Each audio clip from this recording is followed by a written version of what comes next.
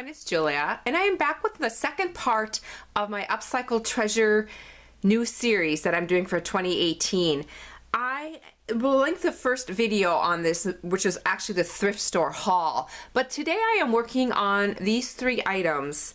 This is the quilted table runner, which I thrifted, a crocheted doily, and four cotton napkins. And I have an idea in mind on what I'm going to create, and let's get started. I've decided to make a scrappy over-the-shoulder bag or purse. And out of the table runner, I am using this for the outer part of my purse, and I'm needing to cut a piece that is 9 inches by 26 inches. So just doing some measuring and cutting off what I need. The pieces that I'm cutting off I use for the straps and also for part of an embellishment that goes on the purse. And this little piece that I'm cutting off will end up being the pocket. I'm just going to set that pocket aside for now. Onto my lining and doing the same thing. I'm cutting off the hems, which will be later used as my part of my straps. And getting another piece to measure the same as the outer. I need a piece 9 inches and 20 by 26 inches, and I'm having to piece a piece because I didn't quite have enough. It wasn't quite long enough. And this little pocket measures 6 inches by 7 inches. I want a curved top to my purse, or the flap will be curved, and so I am cutting it on a fold and just I'm drawing on with my fabric marker a curve, cutting it on a fold so that both ends are the same size, and then using this piece as my pattern to cut my lining the same. I want the same curve on my lining.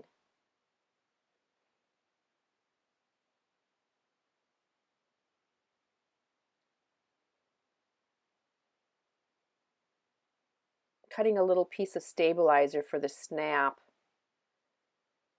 I'm going to be using a magnetic snap closure for this and just marking the center with my fabric marker.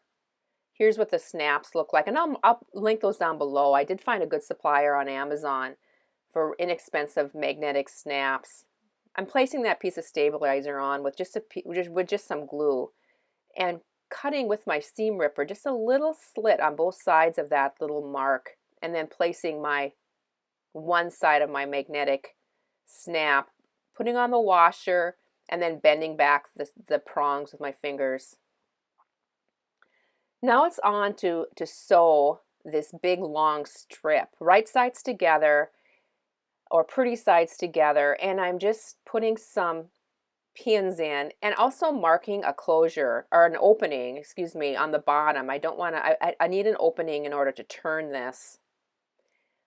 I took a 1/2 inch seam allowance going all the way around, and now I'm trimming with my pinking shears. I find this works really well to trim with the pinking shears on a curved, and then just trimming my bottom corners also with a regular scissors just to get some bulk out of those corners.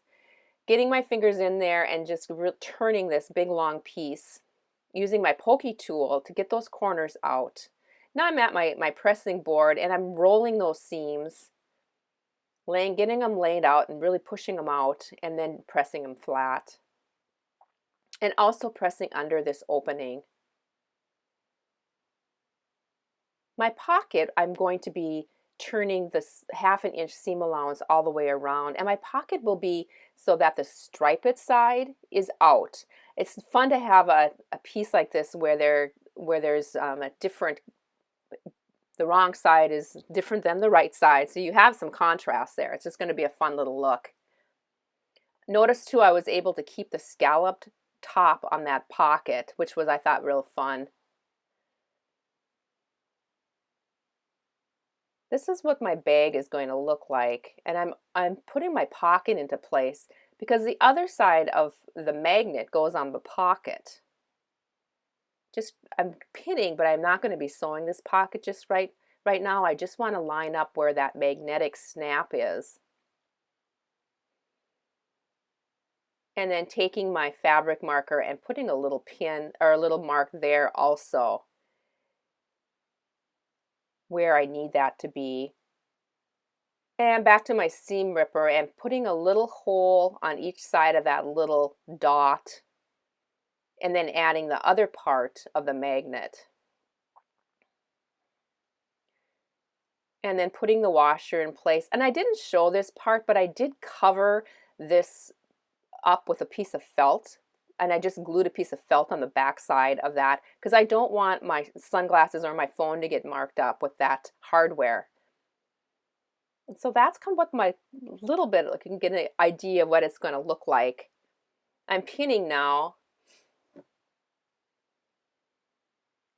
My next step will be at the sewing machine, and I will be sewing the pocket on using a 1/4 of an inch seam allowance, and also the bag using, I'm just going to be using the same stitch line, which is about a 1/4 of an inch. It's important when you do a pocket like this that you go back and forth several times at the opening. You want to make sure that that is secure because that's going to be a stress point.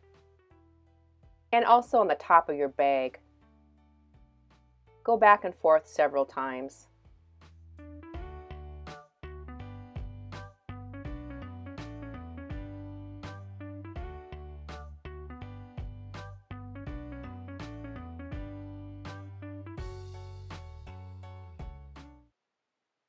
I'm on to the embellishment. This is the first time using this new Biggs die, and I'll put a link down below.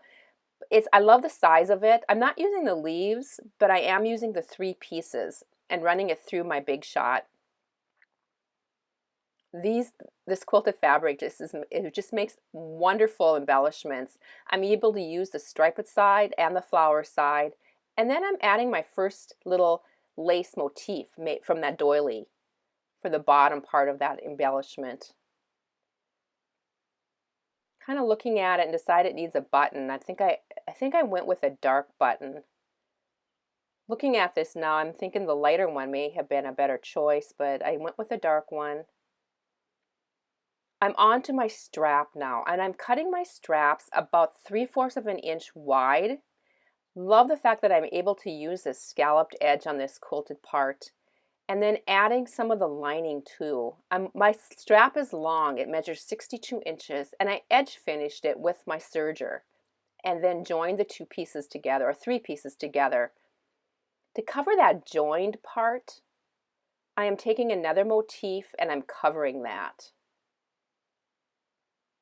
Really gives it a fun scrappy look and then covers that joined part.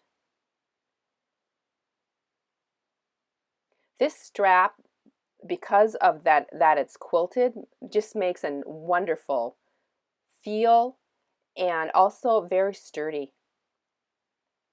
For my strap, I'm tying a knot at the bottom, and I'm just going to be on the outside of my bag, on the edge or the side, I will be putting my strap.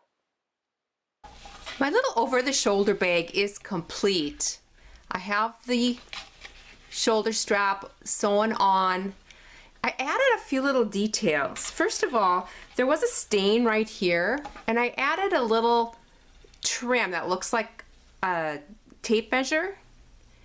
And I also put a little bit of it on the strap too, just to kind of tie it together a little bit. And added some buttons on the crocheted motifs. And another thing I did was just add a little label that says hello. And I put the word on with free motion, wanting to practice my free motion letters this year. And so that is it. I love how it turned out. It's soft, but yet it does have enough body with the quilted fabric. The little pocket on the outside would make a wonderful spot for your sunglasses or your phone. And that is it. I'm going to be adding some pictures. So thank you so much for watching. Have a great day. I hope you have a chance to create. Bye for now.